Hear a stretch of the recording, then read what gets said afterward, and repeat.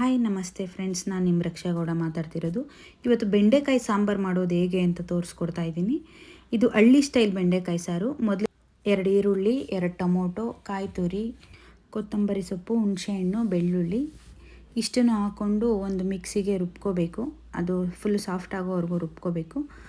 ಹುಳಿ ಎಷ್ಟು ಬೇಕೋ ಅಷ್ಟು ಹುಣಸೆಹಣ್ಣು ಹಾಕ್ಕೋಬೇಕು ನೀವು. ಅದಾದಮೇಲೆ ಸಾಂಬಾರು ಪುಡಿ ಹಾಕ್ಕೋಬೇಕು. ಮನೆ ಸಾಂಬಾರು ಪುಡಿ, ಬೇಳೆ ಸಾಂಬಾರು ಪುಡಿ ಹಾಕ್ಕೊಂಡು ನೀಟಾಗಿ ಫುಲ್ಲು ಸಾಫ್ಟಾಗಿ ರುಬ್ಕೋಬೇಕು. ಈ ರೀತಿ ಅದಕ್ಕೆ ಬರಬೇಕು. ಅದಾದಮೇಲೆ ಒಂದು ಪ್ಯಾನಲ್ಲಿ ಅವರೆಕಾಳನ್ನ ಹುರ್ಕೋಬೇಕು. ಅವರೆಕಾಳು ಹುರಿದಾದ್ಮೇಲೆ ಬೆಂಡೆಕಾಯಿನ ಕಟ್ ಮಾಡಿ ಇಟ್ಕೊಂಡಿರೋ ಬೆಂಡೆಕಾಯಿನ ಹುರಿಬೇಕು.